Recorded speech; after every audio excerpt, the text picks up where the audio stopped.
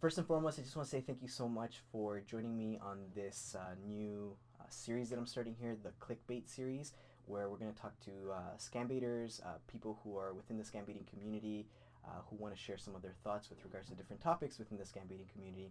With me today is first and foremost we have Little Peace. So for those of you who know Little Peace, she is a great scambaiter herself in her own right, and she is one of the most supportive, if not the most supportive person that I have found on YouTube with regards to scambaiting. So she is in pretty much everyone's streams, and she's got a blue wrench from a lot of people because obviously she's gained a lot of trust with a lot of people, I believe. So that's the first person who's with us today. We also have we have Mistress with us. That was an introduction to Mistress. She also is a great scambaiter, and if you don't behave properly, she will bring out the whip and she will make you beg for mercy if you're a scammer. So I want to welcome Mistress with me as well. And last but not least, the doctor will see you now, or you can wait in the waiting room for the doctor. But we have Dr. Fell with us, and he is more of, I want to say, I know he's been around for a while, but he just fairly recently, within the last 6 to 8 months, started scambaiting himself. That we have been able to see on YouTube, and he is a phenomenal person and also a great scambaiter himself. So, with that being said, guys, I would like to welcome you all to this, and I appreciate you all being here and doing this with me. So, thank you for being here. Heyo. All right. Thank you, Deo. Thanks for the kind words. Mm. You're welcome, man. I mean it, man. So, all right. So a lot of the questions that a lot of people have with scam baiters is they kind of want to know a little bit more of the background as to how it is that you became a scam baiter, what it is that you came across, or how you came across scam baiting in general. So I'm gonna pose that question to you guys and have you guys answer some of these questions for people who may be watching. This is Mistress, and thank you for having me on board today. I appreciate that. As far as finding out about scam baiting, I think I was dubbing around YouTube, trying to find any particular rabbit hole, but my first scam baiter or prank caller that I found was IRS scammers with Adam, and I found his channel to be quite interesting. I'd never heard of scam baiting before, but I liked that scam baiting or prank calling it's almost performing a service to people out there that, for whatever reason, are believers of people who are out to rip you off. I just hate to think that people are out there that have that bone in their body that can do that. But anyway, so from there, I discovered Malcolm Merlin did more of the tech scammers, the tech support, and I actually learned a whole lot more about my computer. So rather than almost the prank calling that he did, I learned a lot more about my computer and how it worked, and kind of things are possible with it to do. Then from there, I found Joe Scambait, and then it was all over. I just found this wonderful community, Joe Scambait, Scambait Central, and I feel like I'm a huge part of the community. I have a small channel, but it's improving. And I just love being with all you guys. Awesome. So why did you feel like it was something that you wanted to then do? Because one thing is watching Joe. Joe was, as I mentioned before in Luke's interview, Joe was, I would say, the first actual scam baiter that I saw that was actually like doing it like as an actual channel, right? Like I had come across other channels as well before, but it was never it was just like a random, oh, we called a scammer and this is what happened, right? But Joe was like, it's more of a Joe Scambait, right? It's a dedicated channel to scam baiting. So what made you kind of go into, you know what? I want to actually call scammers. I want to do this as well. It took me a year or two before I was that I felt ready to the calls myself. It's a matter of finding your niche and how you're comfortable doing it. And actually, Joe was the one that helped me get started. He helped to share his screen, getting me set up with OBS, and we did some practice calls together. And I thank him profusely for that. He's sort of my mentor Hmm. in that regard. But I just it takes a while to get up enough courage to do it yourself, watching other channels, getting to see what they do, and then trying to in your own niche, so you're not copying anyone else either. Right. Uh, so, yeah. Cool. And what do you find like what held you not held you back, but it's you said it took you like a year or so to actually start scambaiting after you kind of came across the community, right? Was Uh, there something that you were like, I just don't feel comfortable about doing this yet, or was it just a lack of knowledge on your part as far as how to go about contacting scammers or how to keep yourself safe while contacting scammers or anything like that? well, for me, it no, it wasn't that I was afraid to make any calls, but for me, it was the technical aspect. Just wasn't sure because I'm working on a Mac, which is a whole different Oh kind yeah. of animal that everyone else has. I don't know anyone else that else works on a Mac. So for me, getting set up to even do it, good 6 weeks. And that was hammering it every day with a lot of tutorials on YouTube and some help with some other friends getting me started. And it's on a Mac. It's different. I didn't know that. It's crazy. Yeah, getting the audio to record or playing music in the background, you actually need another third-party software to do it. Oh wow. And things just aren't made when they in the beginning when they say things aren't made for Mac, there's still a lot of things that it lacks also. So, it was a struggle for me. Crazy. But Joe obviously helped you out with that and helped you practice and get that kind of the Oh, technical stuff out of absolutely. the way, Yeah. which is good. Um, Yeah, he was really patient with me. I have to just say that. yeah, I bet. Little piece about yourself. Which part? What do you mean? What? How did you come across scambaiting, and what made you decide to make calls and get involved more in the community? Well, I came across Scambaiting because I like comedy and improv and probably real life stuff. So I showed up in my suggestion. Music is a Rainbow showed up. Um, she does cold calls, Hmm. but I could totally relate because we would get calls constantly from Windows. I was keeping a log at one point. I had 10 calls in one day from the Wow. same number. And it really didn't matter what I said to them or what I did, they kept calling back. So I could relate to her and them calling her. Hmm. Um, then because she had worked with Adam, IRS scammers, uh, he showed up in my feed, and here was this guy who was drinking and smoking and screwing with scammers, Love Adam. which I found very entertaining. Yeah. And then he went live one day, and I didn't know about this whole live stream aspect of it. So that was really exciting to see that. That probably kind of hooked me in. I started watching a lot. I didn't talk a lot, hardly ever. I was very uncomfortable. I don't do social media, and I'm a terrible typer, like speller. I don't Yeah. do the Okay. spelling very well. So, um, but from there, let's see. Oh, because of that one, this other live stream popped up in my suggestion one night, and it was this guy named Cynthia.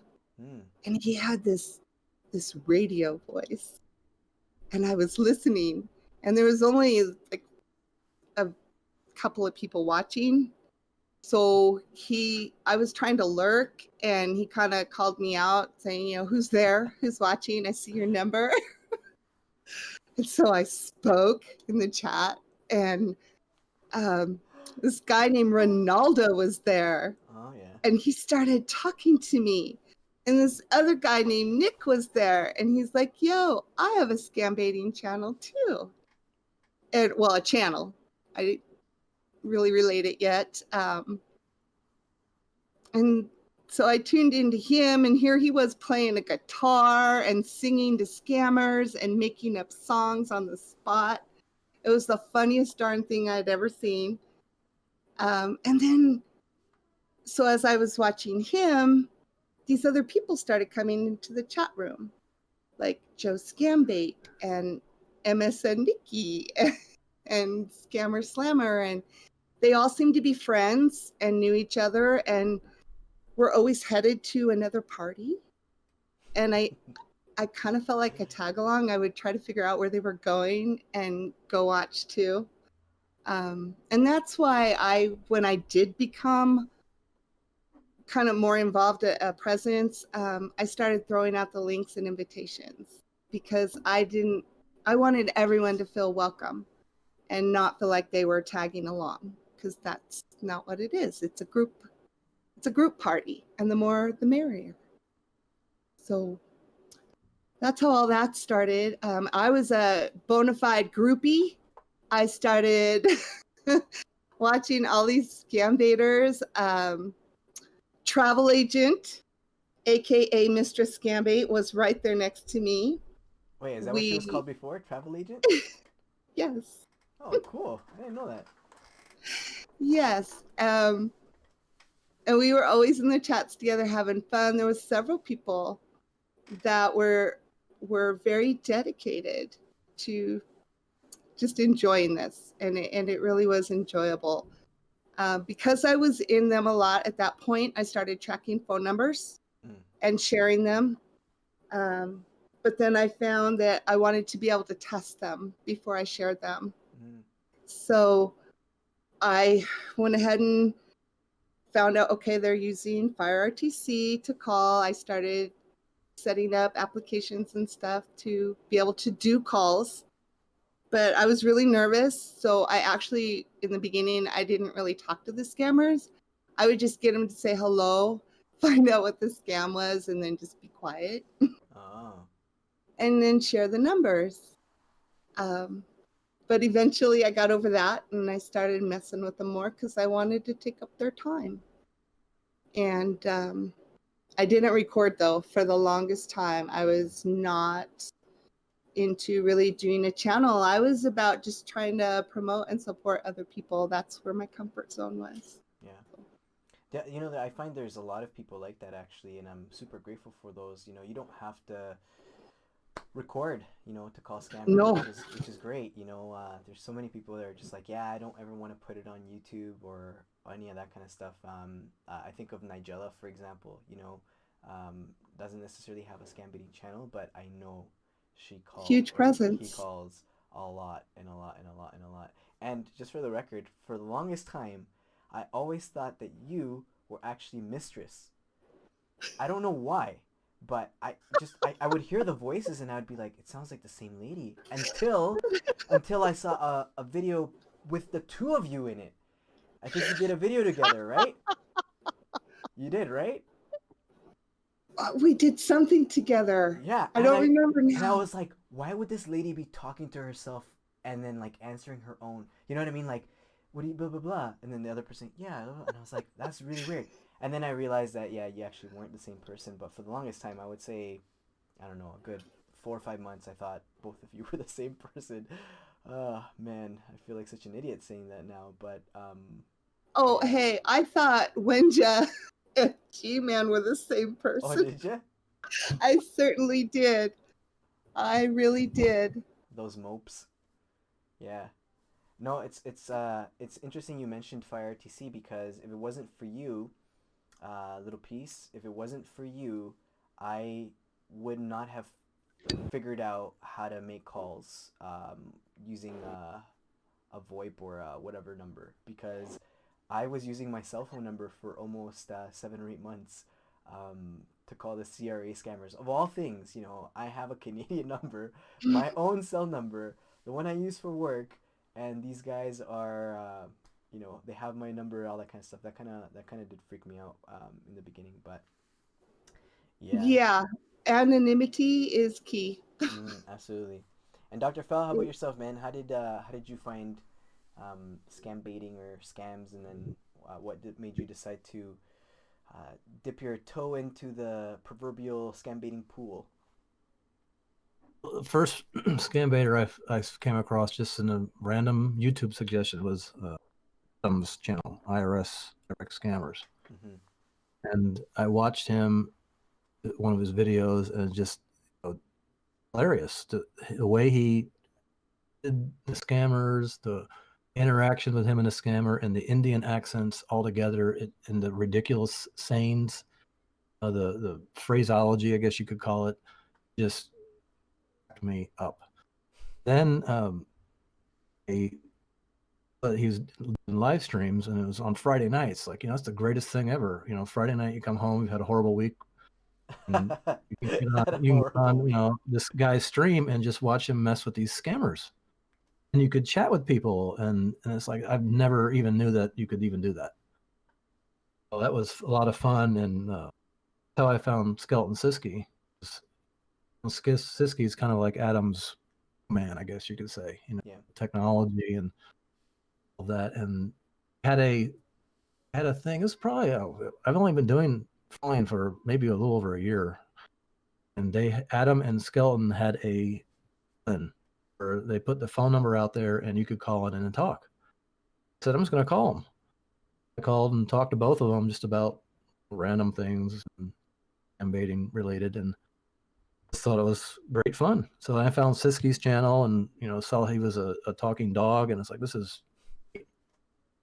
And getting involved in the chat, and everyone was so friendly and welcoming, and like echo what Little Peace said.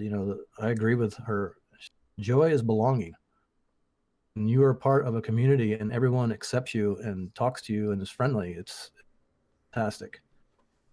That's how I found it. And what I'll do is I'll listen to a Scambaiter for a while. I'll subscribe and watch their videos, and after getting used to them, then I'll go find the next person. So I don't subscribe to everyone at once, but in little chunks. Yeah. To get used to them first. And then just, then I'm seeing the people in the chats. That's how I found everyone, all of you. I found all of you. And the reason I wanted to do it is because I love prank calling people. I've been prank calling people since I can remember. And I lost that opportunity when, when Caller ID came in. Caller ID was like pretty much everyone had it. You didn't have to pay for it extra. That's when calls went out the window. Now I found, this is a modern way to prank call people. You're not calling people necessarily. You're calling these criminals. So it's like, oh boy, I can resurrect the prank calls. And so I wanted to watch for a while. I probably watched for at least months to get an idea of what people do, how they do it. I'm kind of annoyed about getting my information stolen, or not doing it right, or getting on my computer and all my files or whatever. Watch for a while and then slowly got into it that way. That's cool. Have you? I feel like when you're like, and that's how I found all of you. I felt like it was meant to be, like destiny. It is. It is, and it's just I still cannot get over how people get along. It's just fantastic.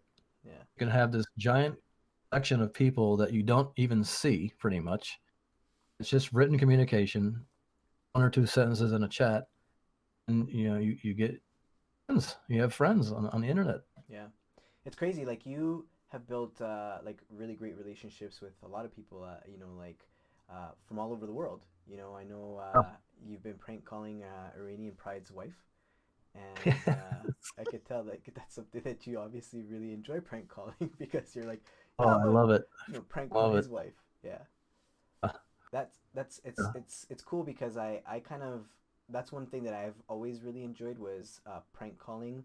I once prank called one of my friends who's a DJ, and told him I wanted him for a birthday party for my in Spanish we have quinceañeras, which is when a girl turns 15 instead of sweet 16. We have when they turn 15. That's when they become a woman.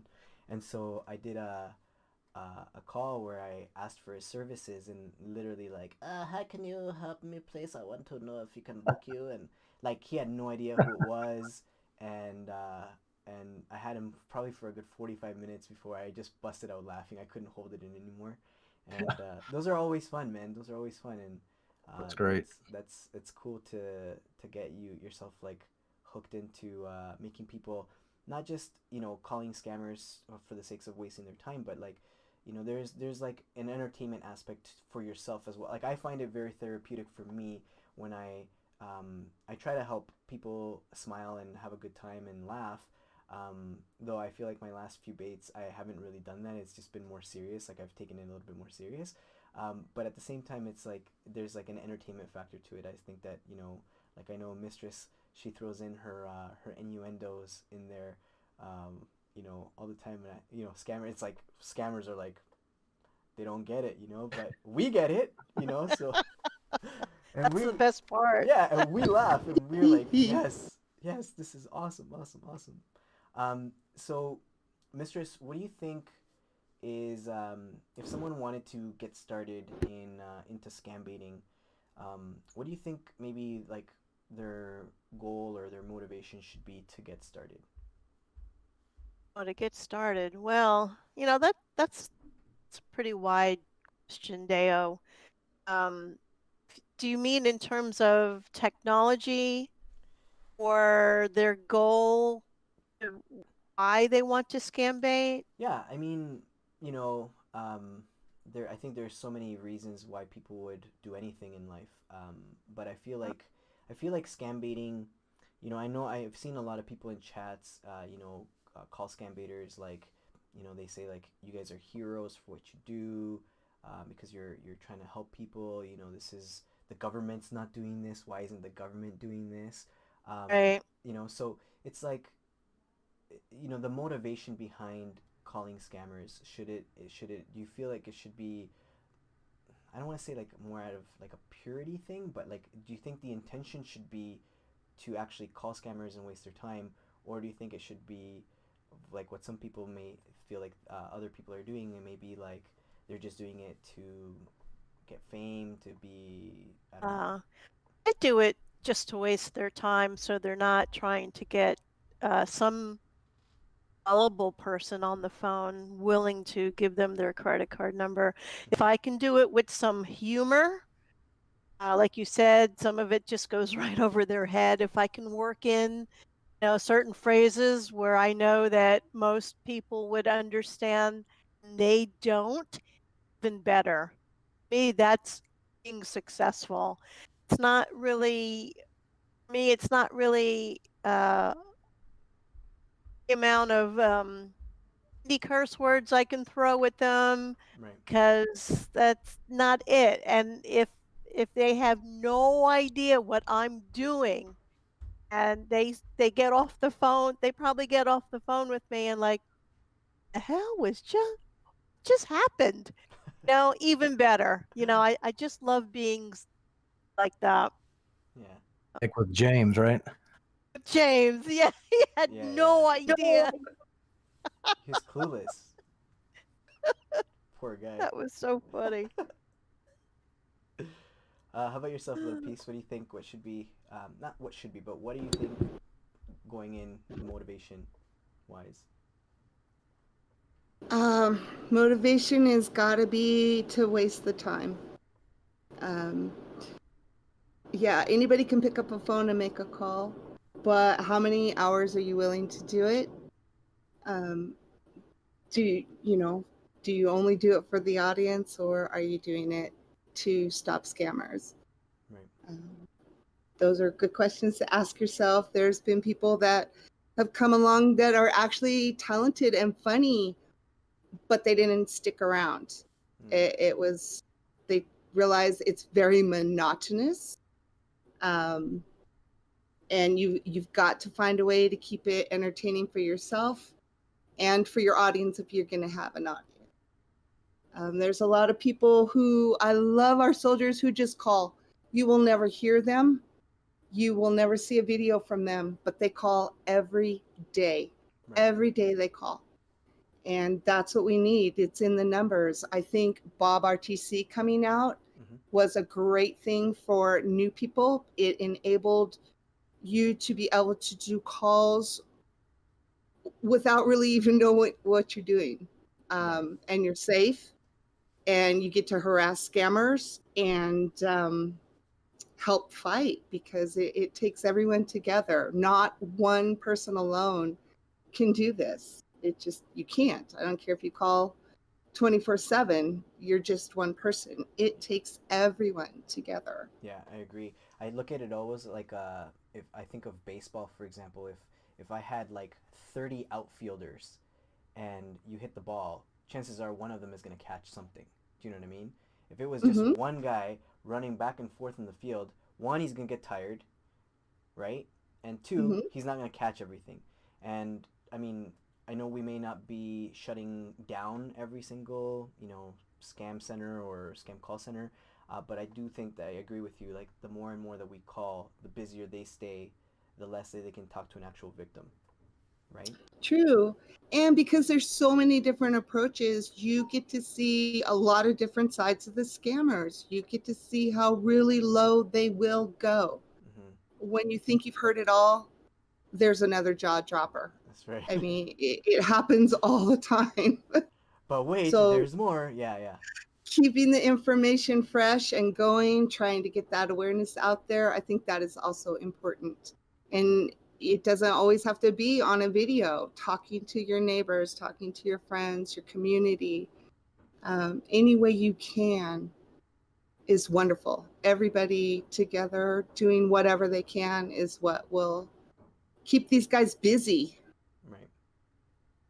Dr. Because I don't know that we can stop them. Yeah. The government's hands get really tied. It gets really sticky and tricky. So yeah, we just got to keep calling. Yeah, that's true. Budman, what are your thoughts? Yeah, I think the whole vehicle for everything that we do is just to waste these people's time. We've said, you on the phone for 20 minutes, that's 20 minutes of safety for someone that doesn't have any idea that this is even out there. I also think that, it's two birds with one stone kind of thing. There's wasting the scammers' time to prevent people from being taken advantage of. And there's also great community, I go back to saying it again, that is available to people that might be lonely. There's a lot of lonely people out there. They may have families that they live with, but that doesn't mean they're not lonely. Right. And able to sign in to a chat and watch, a comedy show where the whole goal, of course, is to stop the scammer. It provides that community, that provides that connection, if you will, allowing people to part of something. Yeah.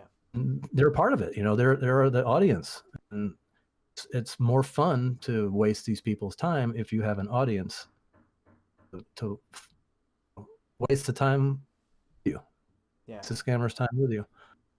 I see that aspect of it too. I guess it's because, I'm around people, and, they tell me all these stories that, they have a huge family and they go home and they're alone. Emotional loneliness. Yeah. So I can kind of pick up on that kind of vibe on a lot of people at sometimes, and just try to keep that in mind as well. And it's horribly fun.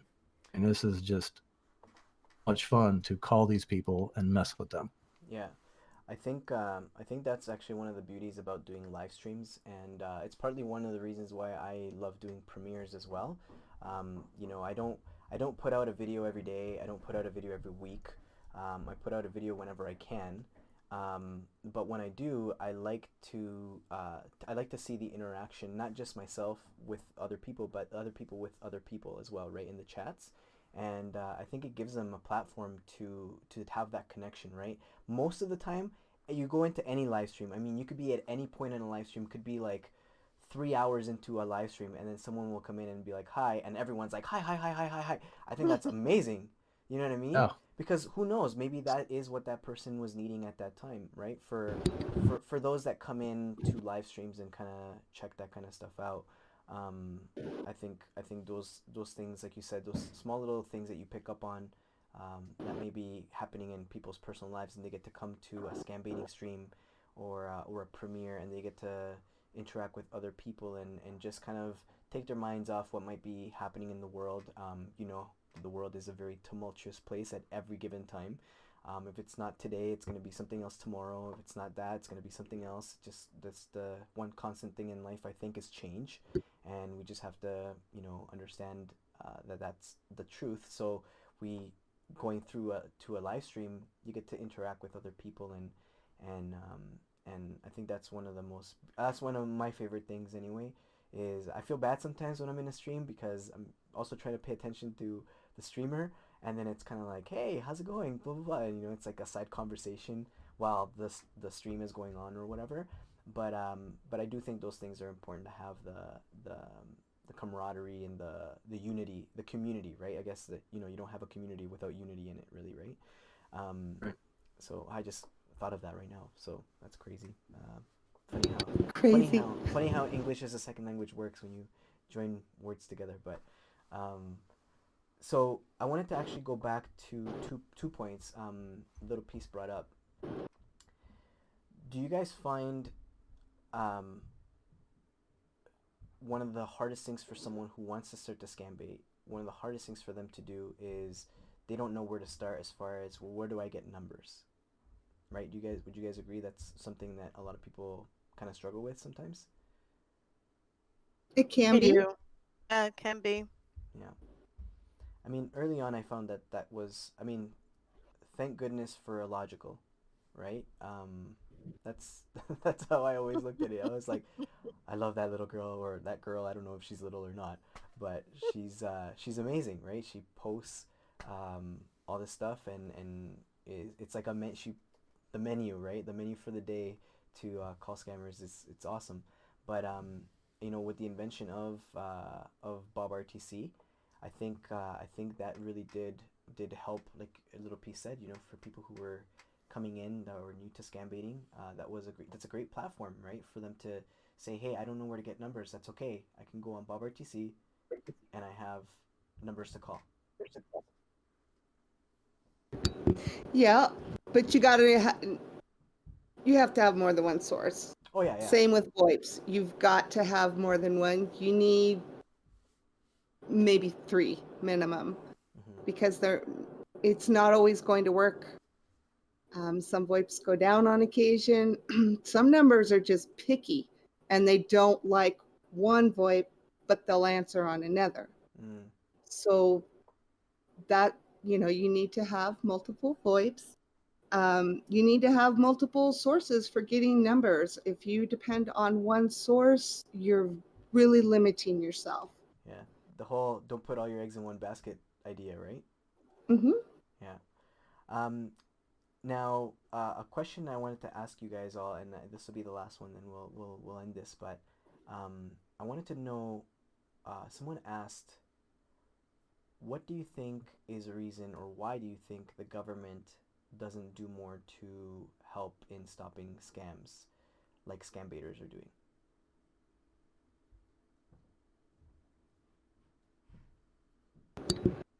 I don't think it's a high priority.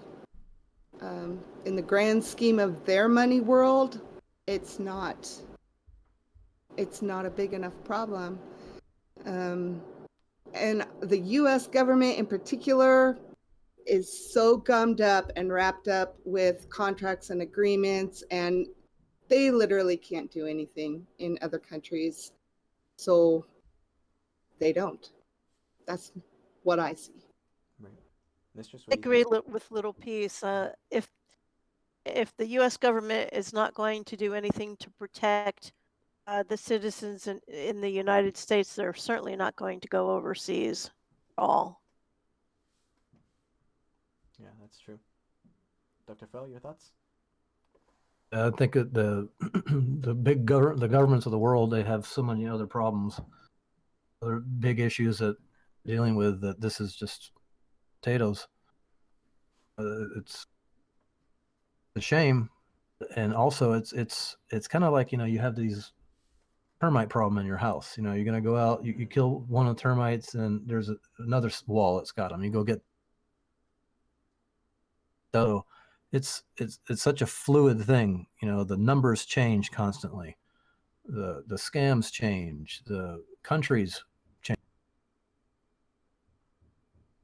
And I think that maybe they are doing anything. They might be doing a educational campaign. You do see it in the stores now. Like, be aware, if you're buying a gift card, make sure it's not for someone that called you. Yeah. You don't know. I think that might be the best to stop it, is to educate everyone about, look out for, and don't accept. And I think that the government has done something. Whether it's working or not, I don't know. But within the last year or so, didn't they make the phone companies up on your voice, or the caller ID thing, that this is a potential scam? Yeah.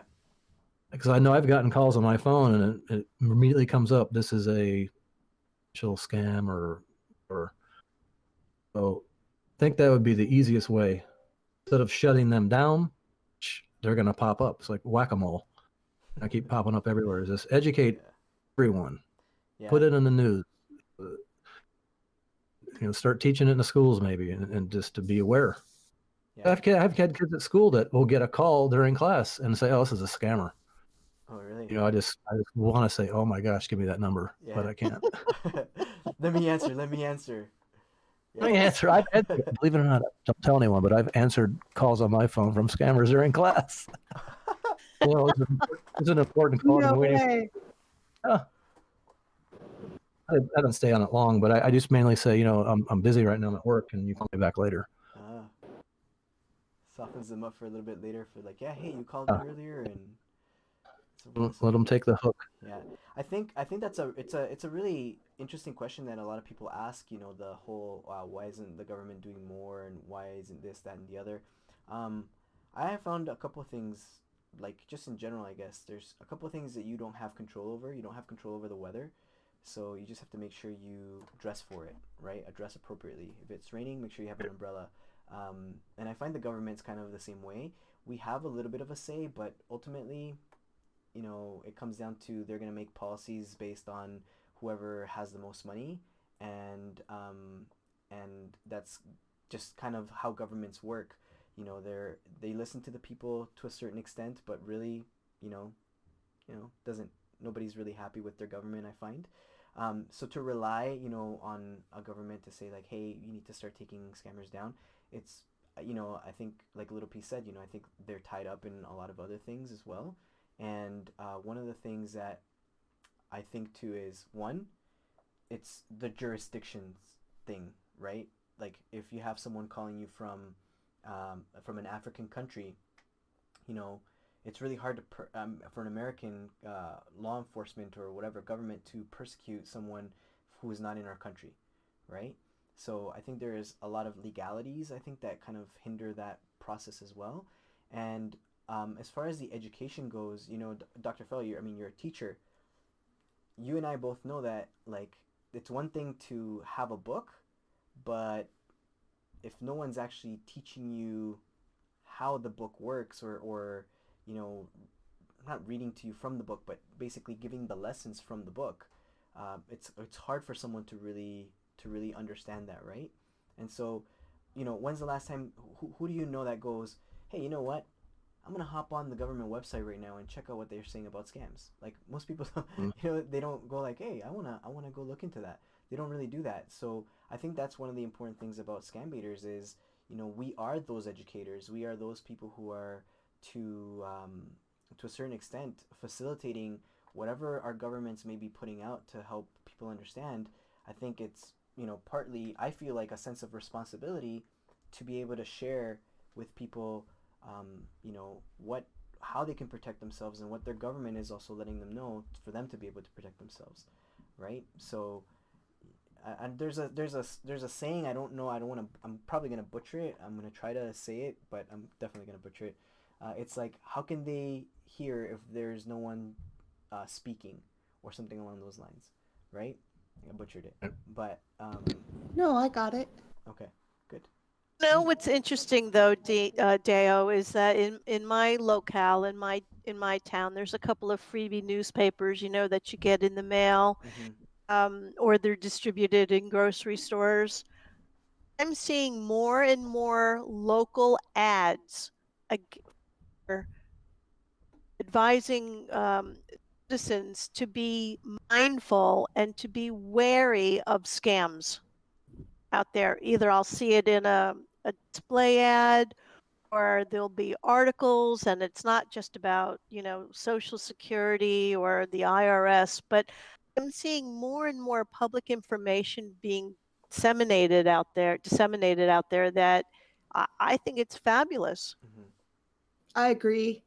I do see that they have the government took the position that awareness is the key. That's how they were going to fight back. And Right. so we have seen awareness being more visible. So that is something.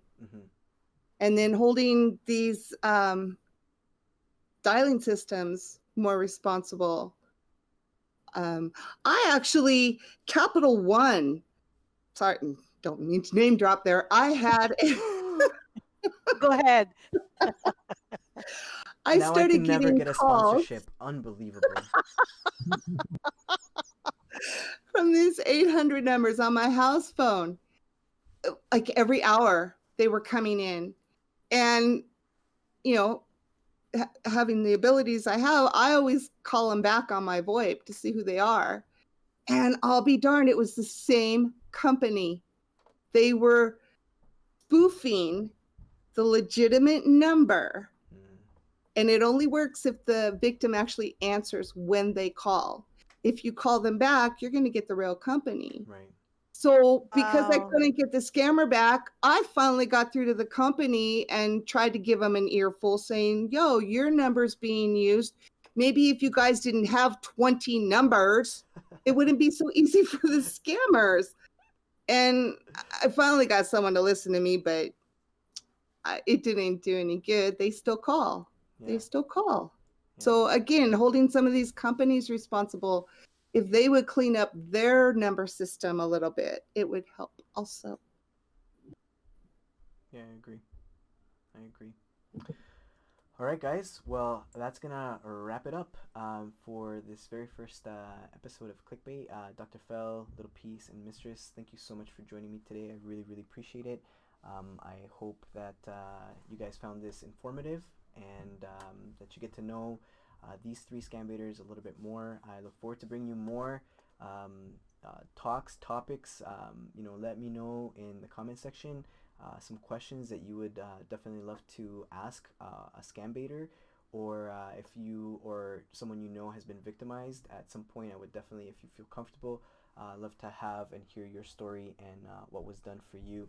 I don't know if I've really I mentioned this a little bit slightly on Luke's interview with me, but the whole reason that I got into scambaiting was someone that I knew was basically got catfished, and for who knows how long, maybe a good 6 to 8 months, this person was catfishing someone that I know, and we constantly told them they're being catfished, and they were not buying it. They were just literally hooked in like really bad. And when we did some investigative work and found other images that the scammer was using to send, this person was heartbroken, just completely heartbroken.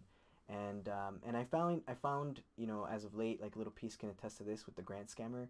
That's like the long game, right? Like it's like texting back and forth and emailing and all that kind of stuff. It's not necessarily calling. It's just a different way of scambaiting, but it can take a long time to get to to waste their time in a longer fashion. And so when I came across scambaiting, for me was that the first call that I made was the real call that I made was that one that is on my channel, the radio one where they recorded it and then they sent me the audio, and I asked if I could make a video from it, and they said sure. And ever since then, like, I was just hooked. I wanted to make sure that I could help people and kind of go from there. But anyways, I digress. But thank you so much again for coming by. I appreciate it, and I will talk to you guys later. Take care.